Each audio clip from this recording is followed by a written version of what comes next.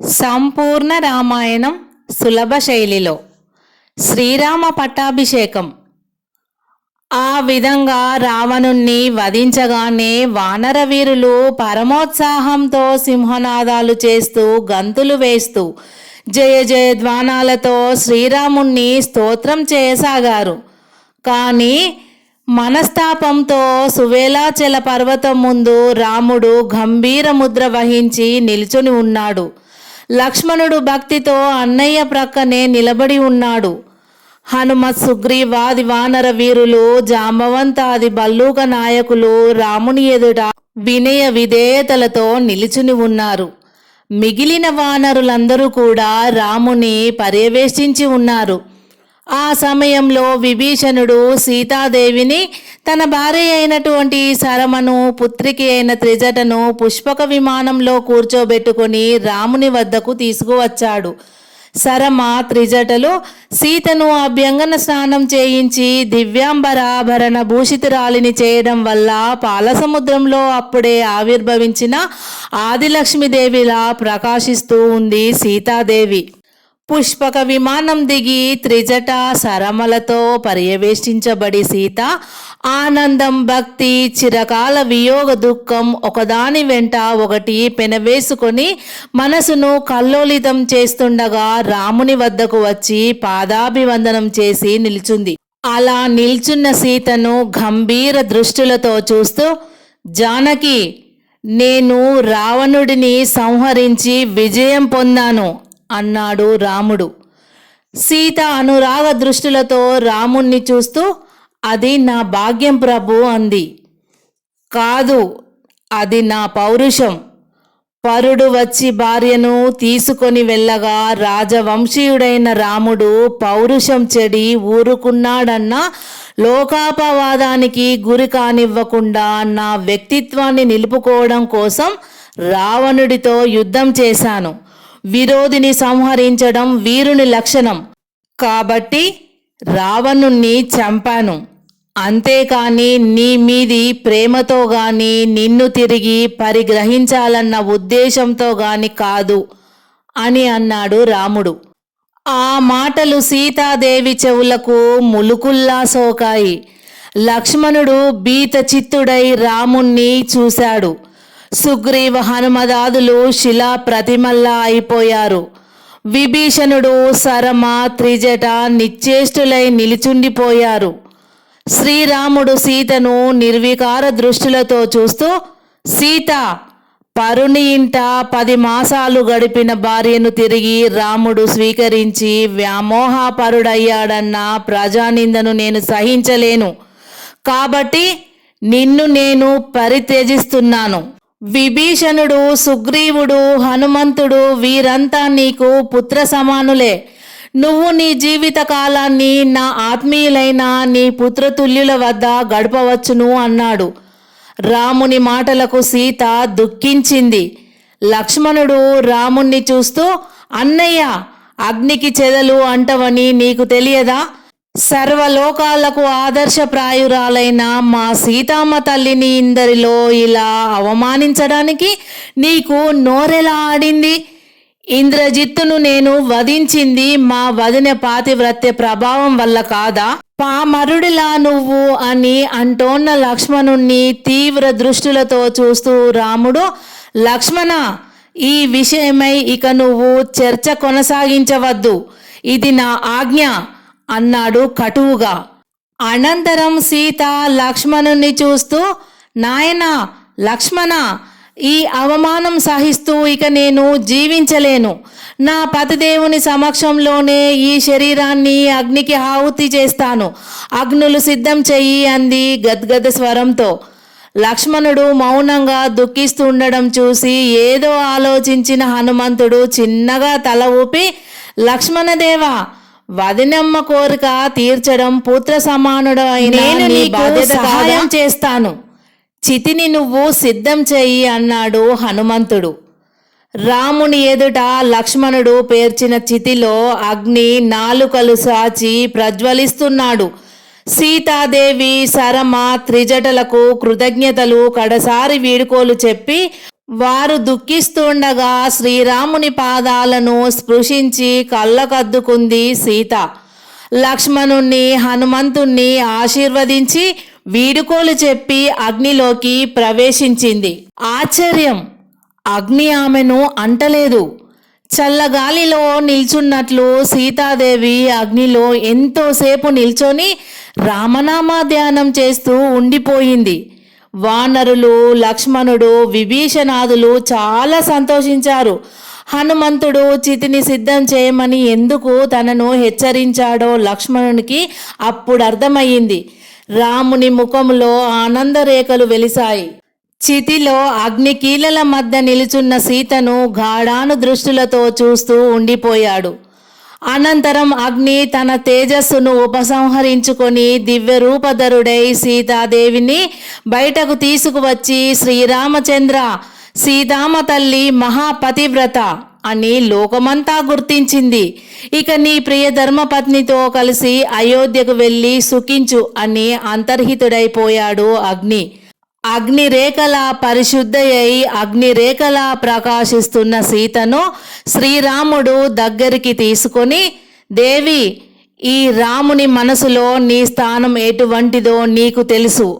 సర్వ ప్రాణకోటికి కర్మసాక్షి అయిన అగ్ని వల్ల నువ్వు పరిశుద్ధరాలివి కావాలనే ఇలా చేశాను అన్నాడు ప్రేమతో. సీత కళ్ళతో పాటు అక్కడ ఉన్న వారందరి కళ్ళు కూడా ఆనంద బాష్పాలు వర్షించాయి. శ్రీరాముడు సీతతో కలిసి రమణీయమైన తల్పం మీద కూర్చొని ఉండగా లక్ష్మణుడు రాముని ప్రక్కన నిలుచుని ఉన్నాడు. హనుమంతుడు రాముని పాదాల ముందు మోకరిల్లి ఉన్నాడు. సుగ్రీవ, విభీషణ, జాంబవ, అంగదాదులు భక్తితో సీతారాముల చుట్టూ నిల్చుని ఉన్నారు. ఎంతమంది ఎక్కినా మరొకరికి చోటును సమకూర్చే ఆ దివ్య పుష్పక విమానంలో నిఖిల వానరులు సంతోషంతో ఉపవిష్టులై ఉన్నారు.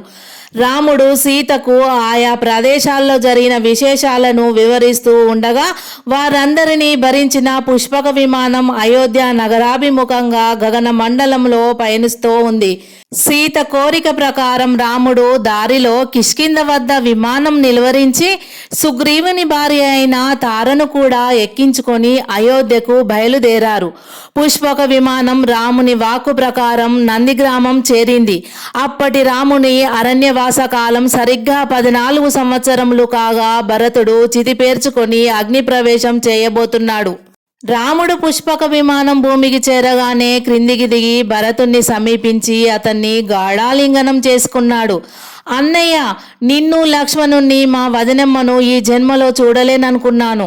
నువ్వు ఆడిన మాట తప్పలేదు. నీ తమ్ముణ్ణి కాపాడుకోవడానికి వచ్చావు అన్నాడు భరతుడు రాముని యొక్క చేతులను కళ్ళకద్దుకుంటూ. శ్రీరామ భరతుల సమాగమనం అయోధ్య వాసులందరినీ ఆనంద డోలికల్లో ఊగించింది. ఆ తరువాత శ్రీరాముడు కౌసల్యకు, సుమిత్రకు, కైకేయికి, వశిష్ఠ మహర్షికి భక్తిపూర్వకంగా నమస్కరించాడు. ప్రేమాభిమానాలలోనూ ఆదరానురాగాలతోనూ ప్రతి ఒక్కరిని పరామర్శించాడు.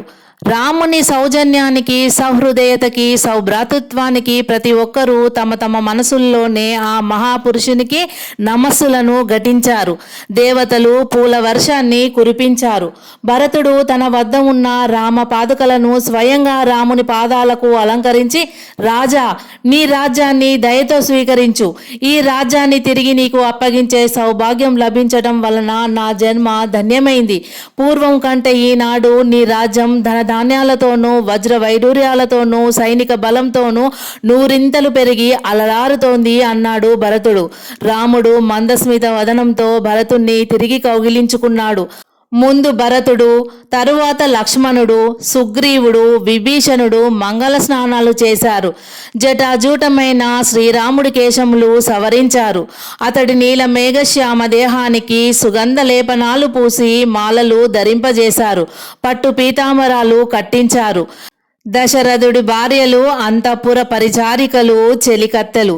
సీతను సర్వాలంకార సుందరంగా తీర్చిదిద్దారు. కౌసల్య వానర భార్యలందరికీ అలంకారాలు చేయించింది.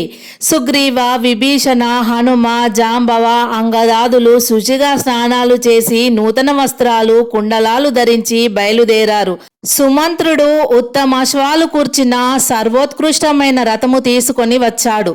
శ్రీరాముడు ఆ రథములో ఉపవిష్టుడయ్యాడు. రథము అయోధ్యకేసి బయలుదేరింది. దశరథుడి మంత్రులు వశిష్ఠ మహర్షితో సహా ముందుగానే అయోధ్యకు వెళ్లి పట్టాభిషేక మహోత్సవానికి కావలసిన ఏర్పాట్లు పూర్తి చేసి రాముడికెదురు వచ్చి స్వాగత వచనాలు పలికారు. రాముడు అధిరోహించిన రథానికి సంధించిన ఉత్తమాశ్వాలు స్వర్ణవర్ణం గలవి. ఆ రథానికి భరతుడు సారథ్యం వహించాడు.